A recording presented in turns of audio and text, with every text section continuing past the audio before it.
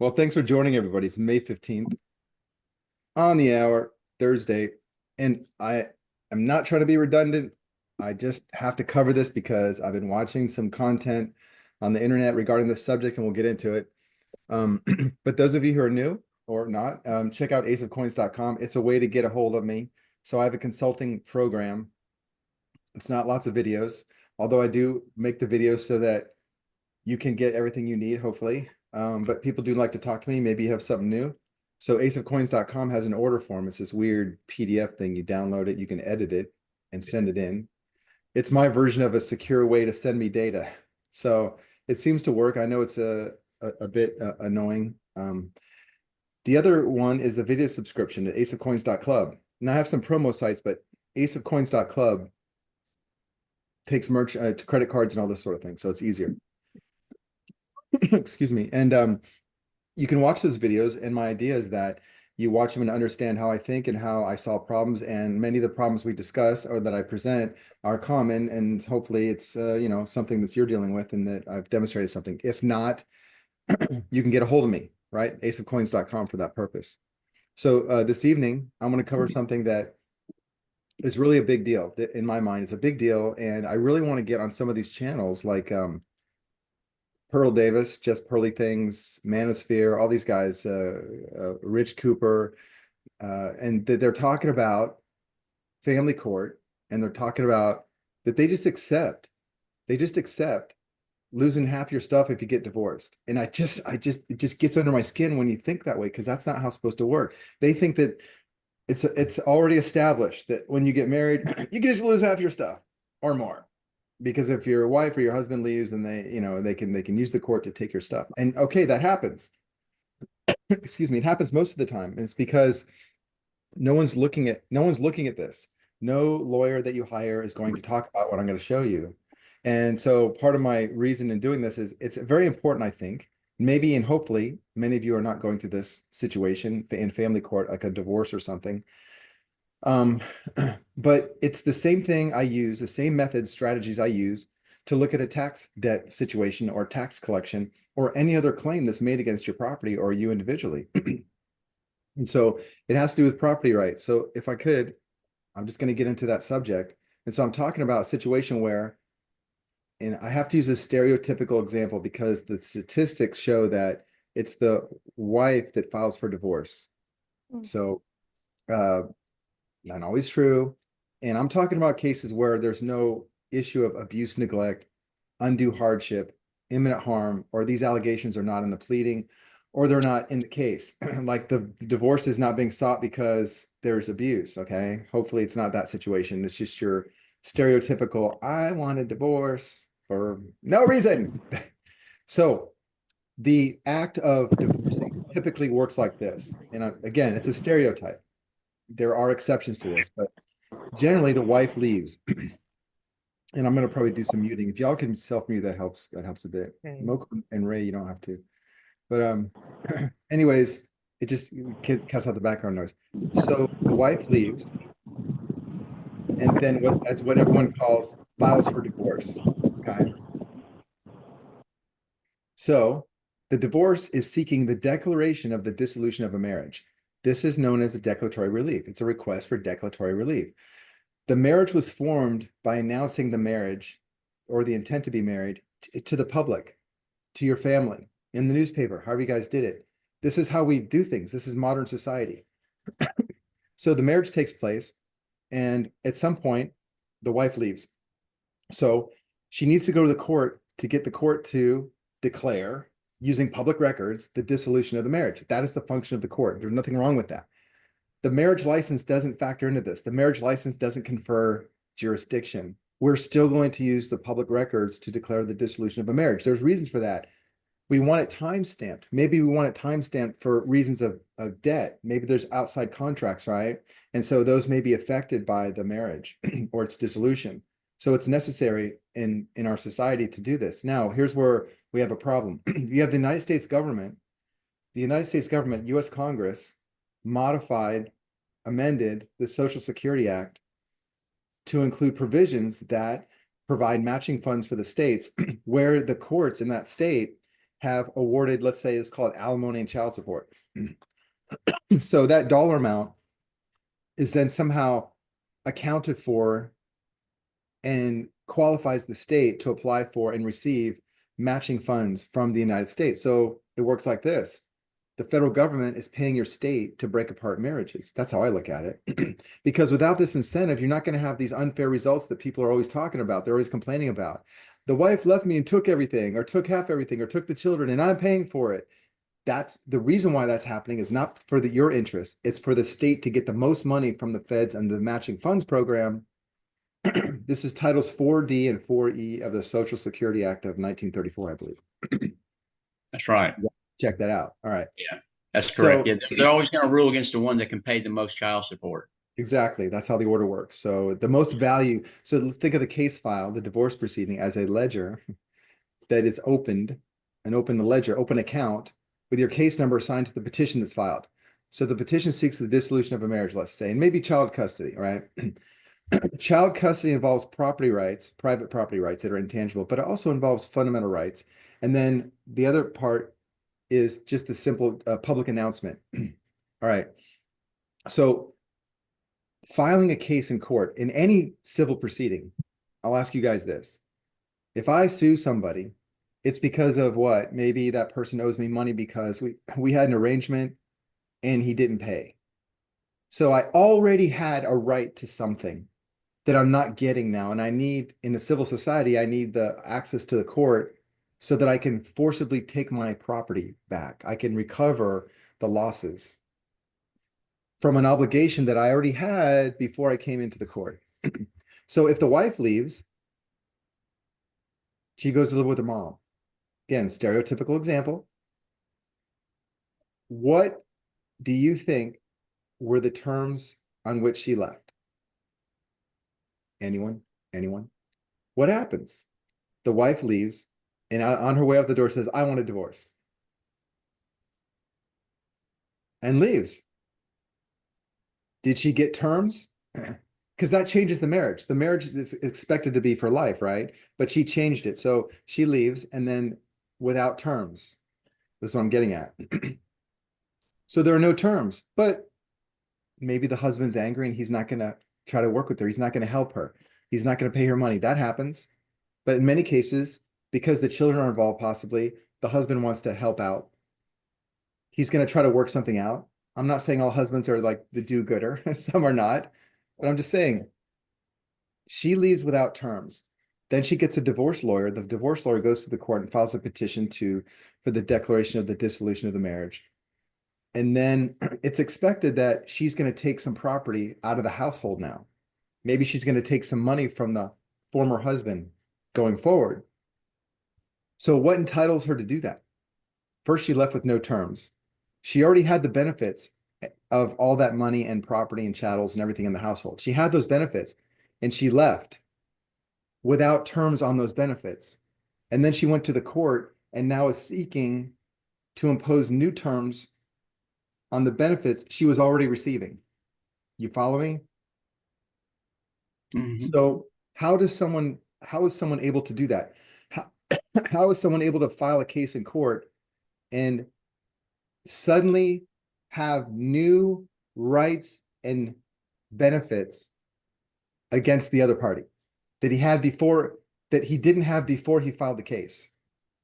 When is that actually ever true? When can we do that? Never. Not even in family court. But yet it's done all the time.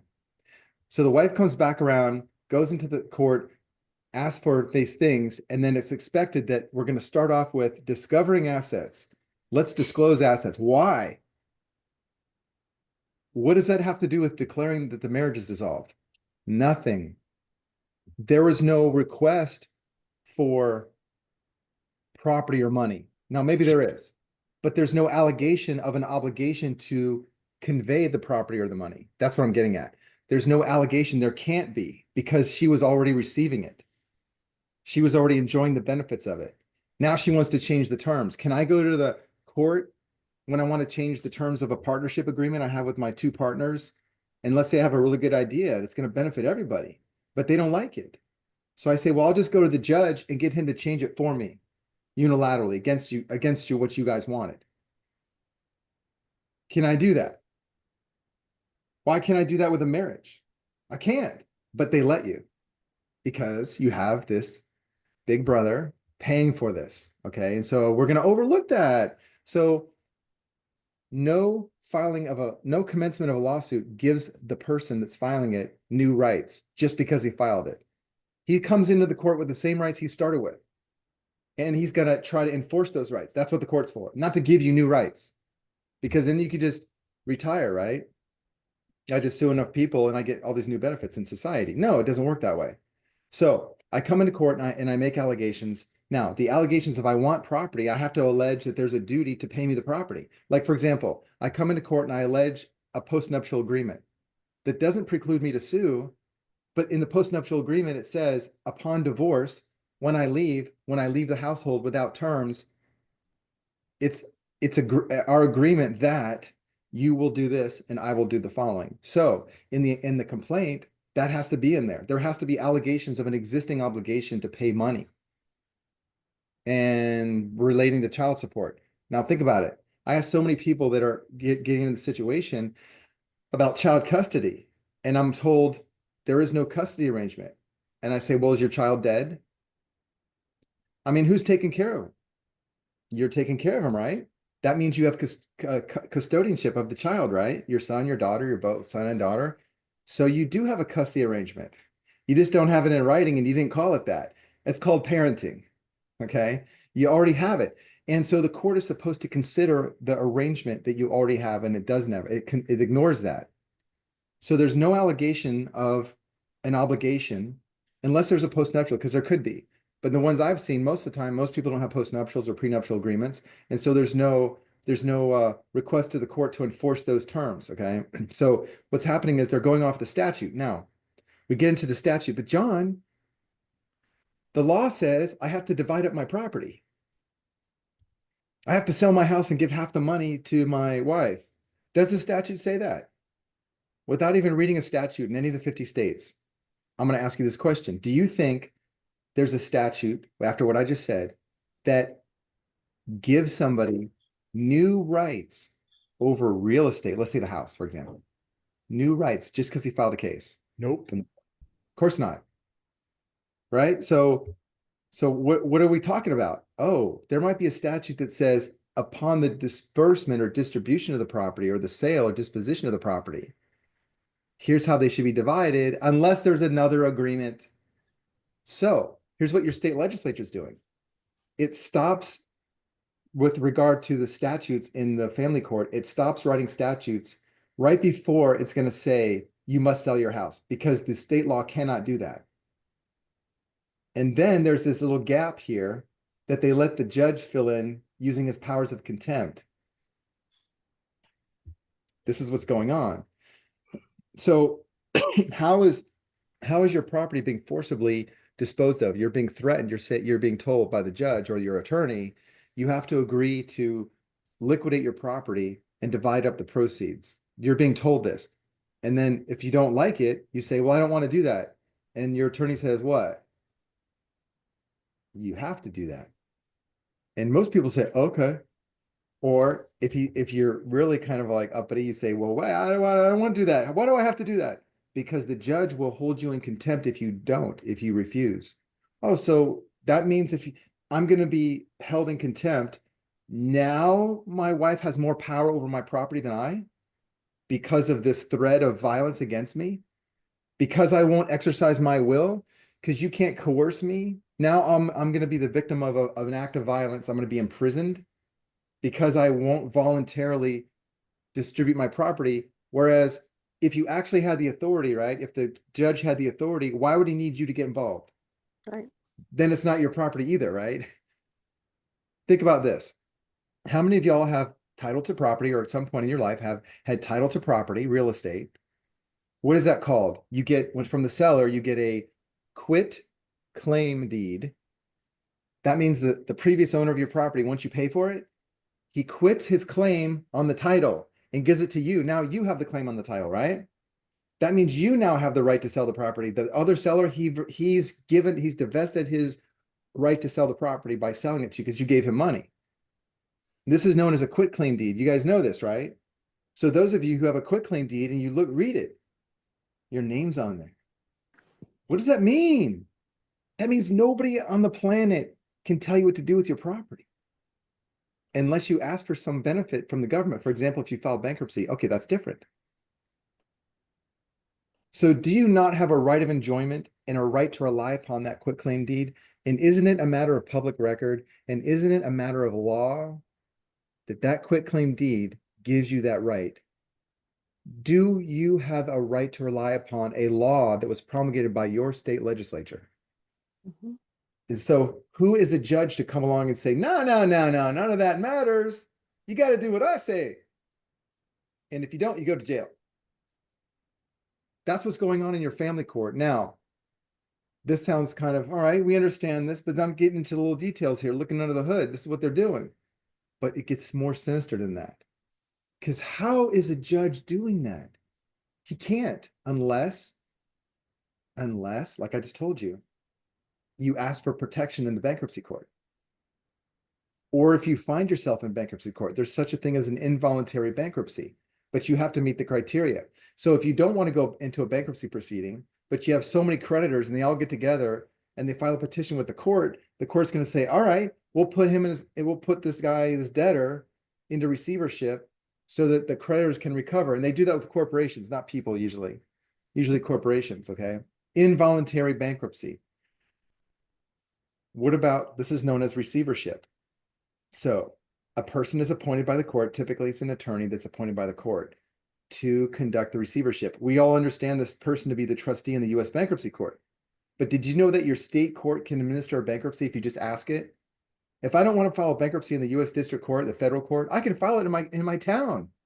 And I can ask the judge to appoint a receiver and administer a bankruptcy. And because there's no standing order of automatic stay, like blocking all my creditors like they do in federal court, I can ask the judge to order an automatic stay, preventing my creditors from harassing me for a period of time.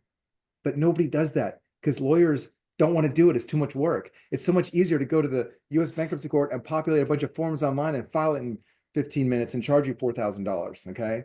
That's what's going on. But your state court is operating in receivership. So the judge has two hats when the divorce begins, in a typical example. He's acting as the judge, but he's also the receiver. Now, some of them have the gall to appoint a receiver. And in fact, some of them use your attorney. Your attorney's actually assisting the receivership process. Your attorney is. He's not your advocate. He's practicing attorney. I've said this so many times. It's so important. Your lawyer is not your advocate. He's practicing attorney, taking a property from one and giving to another in a system of fealty. In an economic system of fealty, that means you don't own anything. You do own something, but you don't understand the nature of your ownership, so you're going to lose it. So we're in this society, in this feudal society, because we don't understand our property rights. Who thinks of a quitclaim deed as giving me the right to enjoy my property without being interrupted? That's what it means. A quitclaim deed means I get to sell my property if I feel like it or not, and you can't tell me that I have to. Nobody can. Unless you're doing something wrong with your property, like if you're making drugs in your basement. All right, we have a statute that says the cops can come in there and take everything away and sell it. Okay, can't help you on that one. But you have the right of quiet enjoyment of your property with a quitclaim deed. And so there is no judge that has the authority nor the legal duty to dispossess you of that property under any circumstances. Now, here's the exception. If you have already agreed to this in a postnuptial or nuptial related agreement, like a prenuptial or postnuptial, okay? So in that situation, that would be alleged in the pleading. Every pleading I've seen fails to allege a debt obligation that requires the other party to liquidate his property and divide it. I don't know where they just make this up. Like they think it's a thing. So my question to the court is, where's the legal duty for me to do these things? And where has this been alleged in the pleading? So in the pleading, it has to be alleged that you had a duty to liquidate your property. And then you're done. It can work. But let's say there is no such duty, right? And so there's an allegation of what?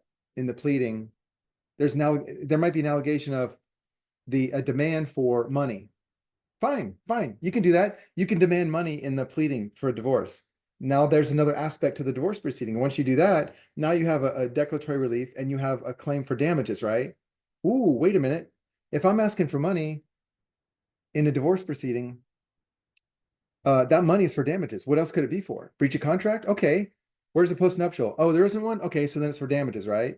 Okay. So when were the damages incurred? What were they? Oh, no allegation for that. I just want the money because I want it. That's what's going on.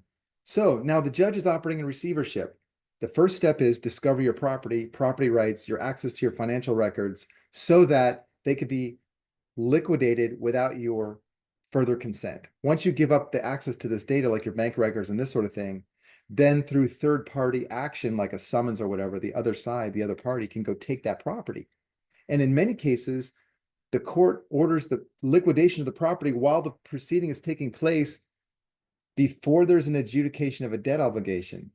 They're doing post-judgment discovery in the very beginning of the proceeding. There is no other type of civil proceeding where that is even considered. And I'll give you an example. I know I mentioned this before, but I was working a case. It was Chase Bank, and Chase, the attorney, was suing my client. And in the middle of the proceeding, he was so full of himself, he was sure he was going to win. And so he asked the judge to attach the judgment lien that he didn't earn yet. He didn't acquire the judgment lien yet. He wanted to attach it to the guy's car. So I know that he was trying to intimidate my client, but I objected, and I said that first of all, the matter has not been adjudicated, and second of all, there's no perfected security interest in the car. Just because you want it doesn't mean you get to have it. You have to have already established an interest in the property, a lien interest in the property, and he wasn't that. It was a credit card. So of course the judge agreed with me. And that was the last time the guy brought it up, you know? So there has to be a lien interest. There has to be a debt interest in the property before you have the right to take it. But also it has to be open for adjudication. So let's say there's an application for dissolution of marriage, and then the wife wants money. And in the middle of the proceeding, they start talking about the marital estate. Have you ever heard this? The marital community. But we go back to the pleading. Where was that alleged? Where is that part of the proceeding? It's not. The marital community was never defined. Since when do banks lend to marital communities? You have a house with a mortgage. You borrowed the money. Your wife borrowed the money. You and your wife, whatever, borrowed the money. Did the bank lend to you the Smith marital community? There's no underwriting for this.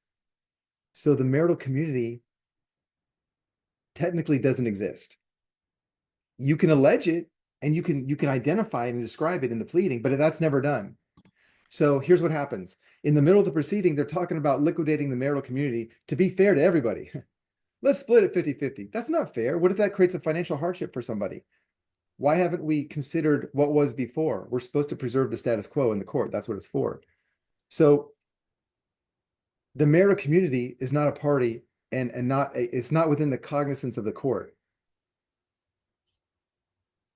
Because it doesn't exist in terms of, yeah, okay, there was a husband and wife in a household and they had stuff, and then she left. And then they bring it up in the middle of the proceeding. My point to this is that when you bring something up in the middle of the proceeding without first introducing it in the pleading in the beginning, it's just like your essay in college.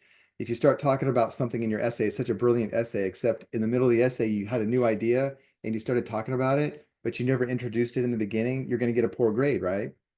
Well, in court, if you don't introduce the thing you want to talk about later first in the pleading, you can't talk about it. Why? Does anybody want to tell me why can't I bring up something in the middle of the case without first alleging it? Because it wouldn't give the other party notice of what your claims are.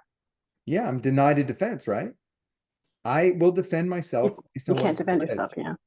If you bring up new allegations in the middle, oops, I didn't get the chance to defend myself, and now we got two cases going on. That's a denial of due process, right? That denies me equal access to the court.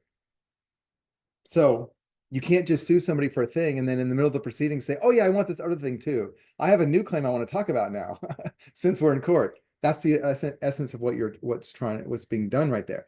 So there's no allegation of debt. And if there is allegation of debt, there's got to be a foundation for it. There's got to be an underlying, something. There's got to be a contract or something like that.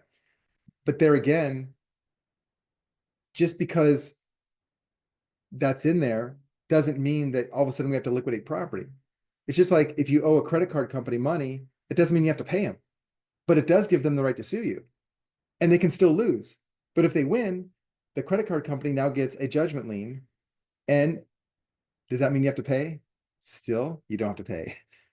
It's just like I told someone in the previous call just now, I said, there's two things of filing tax returns. You can file and pay. You separate those two ideas, right? Because sometimes it makes sense to not pay or to pay over a long period of time. The same thing with a civil judgment lien. So once there's been an adjudication of debt, now that just simply means that the creditor is able to use the police power of the state to take your money. I'll say that again. We gave the courts a monopoly over the police power. If someone owes you money, you don't get to go to his house and bust his kneecaps until he pays you. You can't kidnap his dog. This is a civil society. What you can do is go to the court and prove that the person owes the money, get a judgment, and then use the police to levy the property. And that doesn't mean the cops come to your bank or something. It just means the banks get a notice and then, money is remitted back to the court sometimes, or the creditor, is how it works. So there has to be an adjudication of the debt, and then it can be collected. It doesn't require you to pay. Now, in the family court, the court's saying you need to pay now before the case is finished. What? Why is this case taking so long? I agreed to the divorce. Aren't we finished here? Nope. We got to get all your property on the list and figure out how we're going to sell it and divide up the money. No, we're not. No, we're not. So let's do that now, right? Let's have you start paying alimony now, because what's going to happen is, as the husband, stereotypical example, let's say he starts paying, and this is what they do. Your own lawyer will tell you, as the defendant, let's say you're the husband defendant, lawyer's going to tell you to pay the estimated alimony payments, estimated child support, as if it's already a done deal, right? What happens to that money? It goes to your opponent, right? Which offsets your opponent's legal fees. So now you're defending against your own money.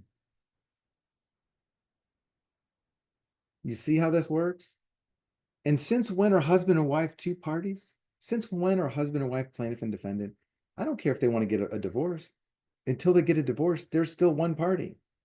Why is it that every aspect of our society, of our legal system, sees the husband and wife as one person, except in family court? All of a sudden, they're plaintiff and defendant. So they can liquidate you in a receivership. So that's what we're dealing with. And so what the heck do you do? Well, you cannot challenge alimony and child support in bankruptcy proceeding.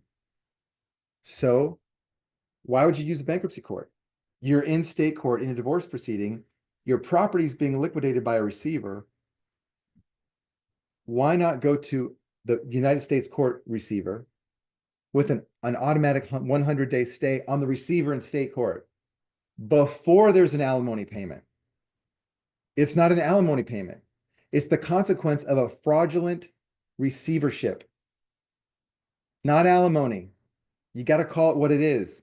If you go in the bankruptcy court and you say, this is my creditor because of alimony, my former wife is my creditor because of alimony, ain't going to work.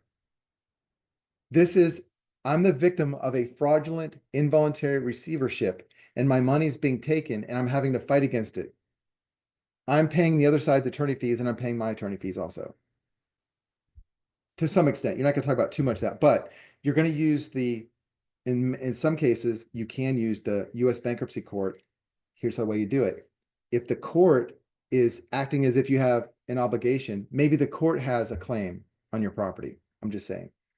Maybe the petitioner has a claim on your property. What does that look like? What is a claim on your property? That would be like a car loan, right? A claim on your property would be a mortgage. A claim on your property would be a notice from a debt collector. Or it would be a judgment lien from the debt collector, right? That's a claim on your property. So what claim on your property does the court have that it can use to take your property? and do whatever it wants to with it. It doesn't. Doesn't But have one. it's important to name the court as a creditor. It's important to name the attorney, the opposing attorney, as a creditor. It's important to name the petitioner as a creditor. Why? If you've ever seen a bankruptcy proceeding, what happens when you list your creditors? What do the creditors have to do? If the creditors do nothing, what happens? They have to file a proof of claim, right? That's right. And they do so under penalty of perjury. Mm. So what that does is it filters out whether or not there's a claim. So if there's no proof of claim, which there will not be, then that creditor's bye-bye. You don't have a claim. You wash out these fake claims in the bankruptcy court. Now, here's what so many people don't know. And yeah, it's a false claim, but many people don't know that while you're in bankruptcy court, you can sue everybody. You can, from the bankruptcy court, you can be a creditor, even though you're the debtor in the bankruptcy court. You can file a complaint in the court and be a creditor against someone who owes you money. Now, when you do that, the trustee then becomes that plaintiff. Even though you're working the case, you might have a separate attorney working that case, or you might be doing it yourself. But that trustee wants to know what happens with the case, because if you win, that money then is going to be taken or applied or set off by the trustee, which is what you want. We can get into the details, but I'm just saying, imagine that. So you wash the state court case through your federal court, okay? You go through the whole bankruptcy, and you end up with the legitimate creditors you already had. You're already paying the mortgage, keep on paying the mortgage, right? You're paying the credit card bills, keep on paying them. You're not going to not pay them because you're paying them. You're just washing out all the fraud. And you're suing them for other violations, which you can use the federal court for. You can sue them for other things like torts and invasion of privacy and all these other things while you're washing out their claims. And so what happens when you get a federal court judge that issues a declaratory judgment stating that this court doesn't have a claim on your property, this person doesn't have a claim on your property? What can they do? It shuts down the receivership in the state court. That's what you can do. I'm just saying, this is one example. I mean, you could do this the other way. You could do a collateral attack, or you can make it like, for example, if someone wants to take, 20% of your paycheck, you would sue that person in a separate proceeding for 20% of your paycheck. And you can make that claim. There's all kinds of ways to make that claim. I'm just saying, you have to understand what was going on here and the language for it. This I guess is what I'm doing with people, as I'm showing you how to describe what's going on. So this is not a family court proceeding today while there is this Social Security Act amendment, okay? While the feds are paying your state to do this to you, there is no such thing as a family court divorce proceeding. This is an involuntary receivership. Even the lawyers don't understand this because they're stupid. I have to use that ugly word. They're just stupid. They should know better that they're involved in the involuntary receivership. They should be held liable. I don't know. There's different versions of that. I don't know. But I'm just saying the people that are ultimately trying to take your property are liable for the value of that property. That includes interfering with your parental duties and obligations by changing your custody that existed before the case was filed. And that's another matter. So one of the duties of the court, actually, the first duty it has is to preserve the status quo. What came before, how everything was before, it shall be as much as possible going forward. The only time we're going to change it is when the state has a compelling interest. What the heck does that mean? That means the only time the court can change your parental habits and the way you allocate your money, your paycheck, what you buy for your household, the only way the court can intervene and intrude upon that and change it is to cure or prevent bona fide evidence of abuse, neglect, imminent harm, or undue hardship. And those things must be alleged in the pleading with supporting facts. So why is the discovery focused on your property? It should be focused on what the status quo was before. Yes, yes. And that's another thing. In the pleadings, there is no section in the pleading alleging the status quo. Let me give you an example. In the pleading, there should be, if the pleading is going to involve child custody, there should be allegations regarding what the child custody looks like right now. Who takes Johnny to soccer practice? Who takes him to the doctor? Whose paycheck is used to pay the insurance? All this stuff, right? The major stuff, maybe what time he goes to bed. I don't know. Maybe when he gets to visit grandma, right? These things, the major things, life things should be in the pleading. Why? If the court's duty is to preserve the status quo, how can the court preserve the status quo if it doesn't know what it is? Yeah. You see how important this is? So a real divorce petition that's wanting to alter all these things about the family, because it's going to cure or prevent abuse, neglect, all these things, has to say what it was before and how the changes would likely fix the problem. Right. You can't just come in there with naked allegations and I just want this money because I want it. Mhm. You see what kind of mess we're in? Because we're not watching until it's, it's in our life, right? We're not watching. One of the ways to prevent this, if you're going to ask me, would be a post-nuptial agreement. Now, people get scared of this. Post-nuptial, that means my husband's going to take all the money. That means my wife wants to get rich, whatever. In my mind, a post-nuptial agreement should divest the court of its ability to intrude into the marriage. It is limited. It would severely limit the court in getting involved in the marriage. And we can get into the complexities of it because there's estate planning strategies that can be used to completely eradicate the court's ability to get involved in that. But I'm not going to get into that. I don't want to go too far. I just wanted to go over this again. So notice the thing I want you to get from this is I keep going back to the pleading, okay? When you ask the court for something, it can only give you, if possible, what you ask it for. In the pleading, you can't ask it for something and then later ask it for something more or else. The court lacks jurisdiction. So the jurisdiction is actually created by what you allege in the pleading. Yeah. I mean, we know this. We did the, what was it? We had all these EEOC complaints. Remember how strict they were? When we made all these allegations, we got to be careful. Mm-hmm. If we didn't say the right thing, we missed it. Right. They're very strict on that. Mm-hmm. And this is administrative under Title V. I'm not even talking about, we're talking about the court system. That should be the most strict. But this is where we are today. So this is why, I spent a lot of time on how you could possibly make a claim under the False Claims Act against any state for billions of dollars. Like go after the last 3 years. Somebody was asking me the other day, he said he checked with AI. I love when people start that now these days. John, I checked with AI and AI told me that there is no precedent that says someone who's not an attorney can advance a case under the False Claims Act. So first of all, who cares if there's no precedent?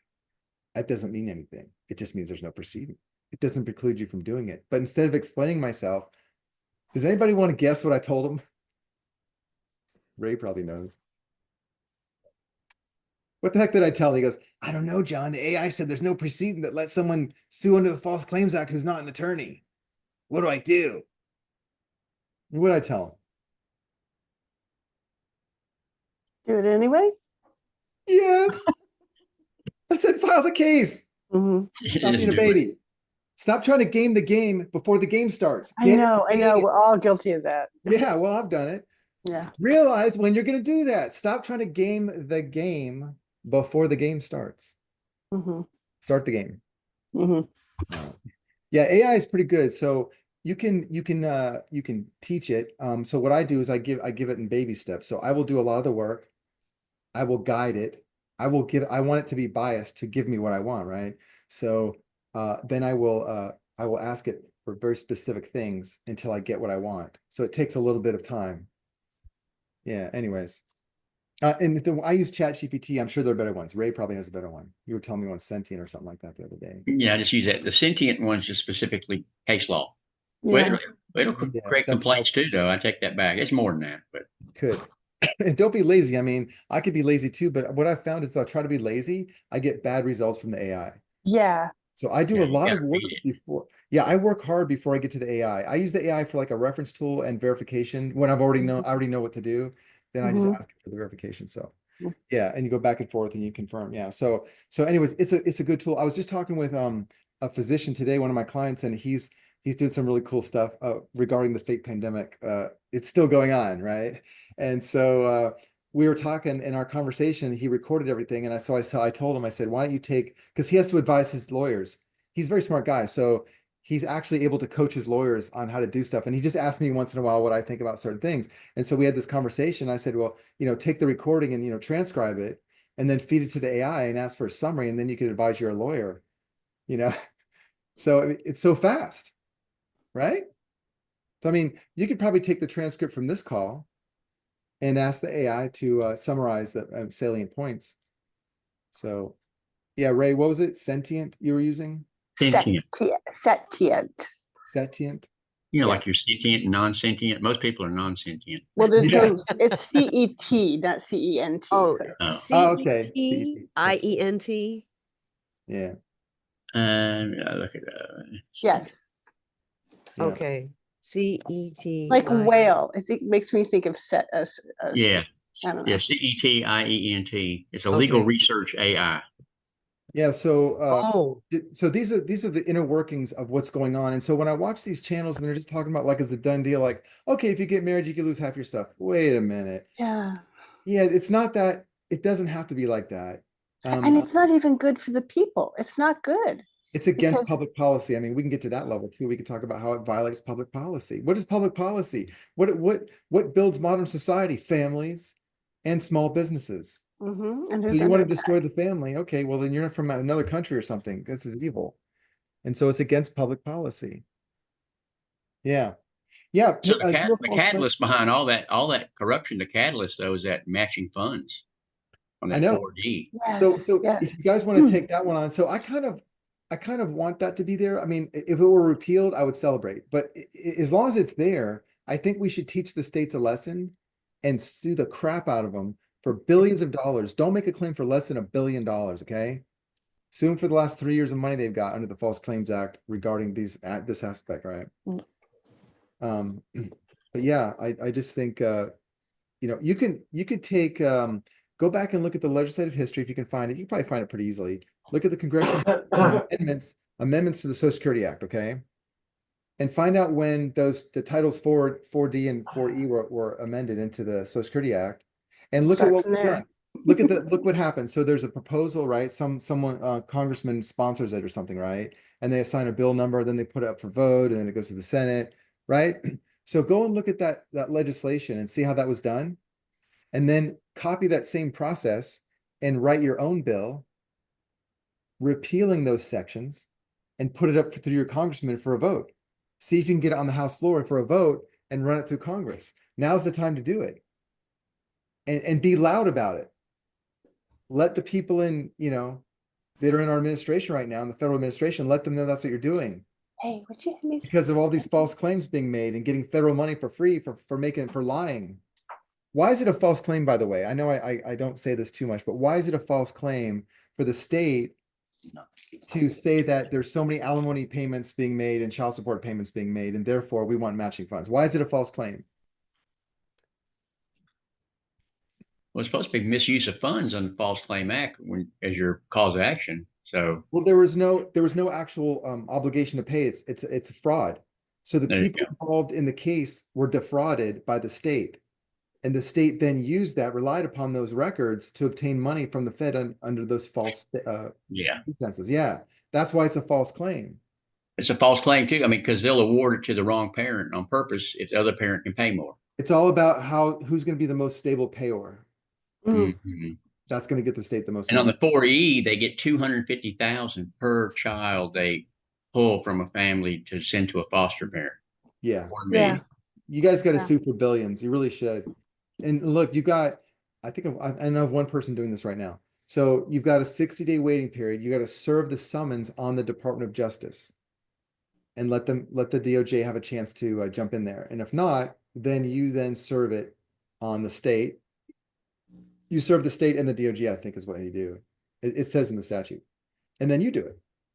And then maybe the DOJ will jump in. And that's where the attorney comes in.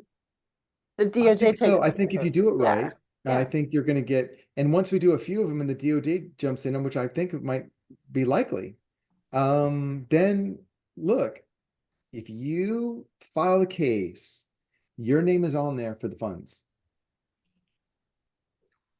You understand? So if you file a claim for $3 billion, they can collect $9 billion in damages. You could be eligible for 3 billion. Now, I think what may happen is you would be offered like an annuity of some kind. I don't think you would get $3 billion. You might be offered an annuity or something. But anyways, beside the point, who cares? Or maybe a jet from Qatar. Yeah, maybe a Jeff. So how many of those claims can you do every year? I mean, heck, pick one a month. I don't know. But just think if the DOJ starts picking them up, it's just writing yourself a check. Yeah. I could be wrong, but I'm just showing you the law. And okay, so what if it turns out to where an attorney has to do it, and you're not going to find one that has the courage to do it, right? Mm. File it anyways, do it anyways, and send it to the DOJ. And if the judge wants to give you a hard time about you don't have an attorney or something, say, really? I'm trying to help the government with collecting fraud, money obtained by fraud, and you want to prevent me from doing that. Let's see what the DOJ has to say about that. And you're not wanting to work with me. But there's no reason why I cannot advance this claim here. Because why? This is why attorneys exist, okay? Because when the attorney's involved in a case, he or she does not have an interest in the property that's being the subject of the proceeding, okay? That's why there has to be some sort of like bar membership, right? There's no licensing, but there has to be some bar membership because that person is literally practicing attorneyment because he has no interest in the property. If you file a claim under the False Claims Act, you have an interest in the property. See, we didn't talk about this yet. You guys are second guessing me with the AI, but I didn't tell you this part yet. The reason why you can do this without a lawyer is because you have an interest in the property. And if the judge wants to make a stink about it, you make an affidavit and say, I have an interest in the property. I'm not representing anybody. I'm only representing my interests. You can't stop me from doing that. Okay. Yeah. Mhm. You guys want to go check AI on that one again? I think you are the AI. All right. AI doesn't know everything. All right. So I hope that, so I know I said this before, I presented this before, but maybe this time it was more, stuck together. So it's more concise, I think, more concise, and makes the point that you guys should be enraged. You really should be enraged. I mean, maybe this will never happen to you, hopefully never happen to you, but should you stand by and watch it happen to your neighbor or your friend or something?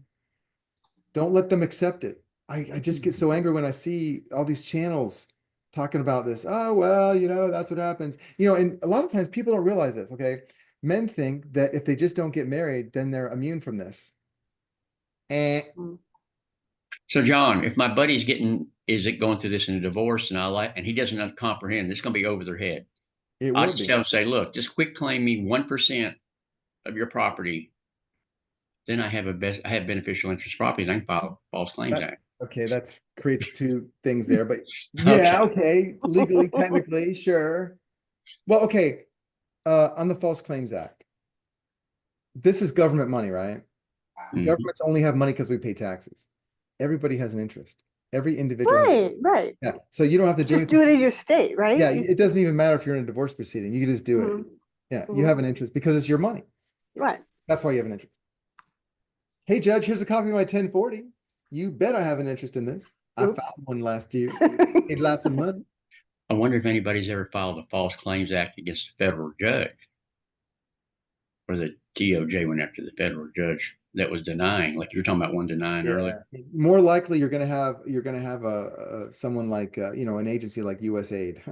That was a great one. I mean, probably you get these Congress critters like Pelosi and them. I keep telling you guys. The gentleman who's doing it, I don't think Bondi's corrupt. I don't think she is. I think Trump's got a good cabinet. Yep. But yeah, you can make the claim. So anyways, I hope that's more concise. There are some nuances I didn't really, cover, but you get the idea, okay? Pleadings set forth the jurisdiction, and there's severe limitations on this. And the court cannot conduct an involuntary receivership where there are no creditors and there's no debt interest or allegations of debt or evidence of debt or an adjudication of debt. The court cannot conduct an involuntary receivership. Imagine going to your state court and petitioning for an involuntary receivership, the appointment of a receiver to handle all your debts. And then you file your disclosure with the receiver and you show no debts. There's going to be no receivership, right? One would think. Same thing with chapter 13. If you tried that, the trustee would dismiss your case. You have to have debts. So how can you have an involuntary receivership in family court when there are no debts? Because first of all, there's no adverse parties.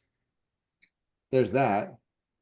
But the property that we're talking about, okay, there's no debt relationship between the two people. But the property that we're talking about is and was shared between the two people. And the one person abandoned that property without terms. Back to what I said in the beginning. Mhm, So how can you have a receivership in that situation? mhm. Not even enough creditors. There's no creditors. There's no credit interest. There's no loan agreements. There's none of that stuff. So anyways, It's a presumption of terms.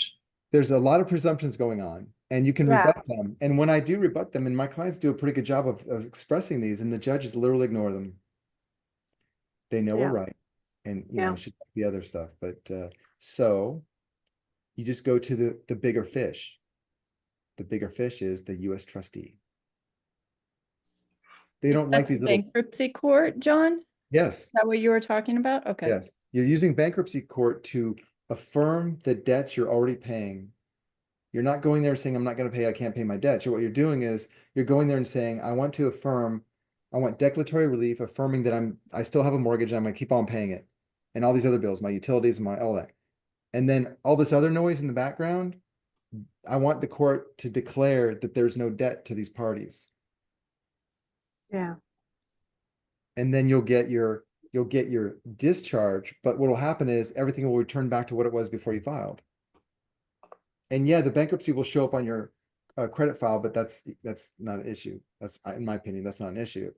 But what's important is that you get rid of the riffraff, the racketeering operation.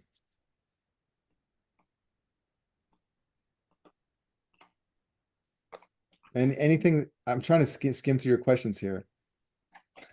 60 questions. People are talking You up guys on are the funny. side. I'm reading your comments. Yeah, so is that okay? I mean, I know I said this Yeah. before, but okay, so I just if there's something you guys want to cover, I mean, you can give me some ideas. I can even do some research before next week.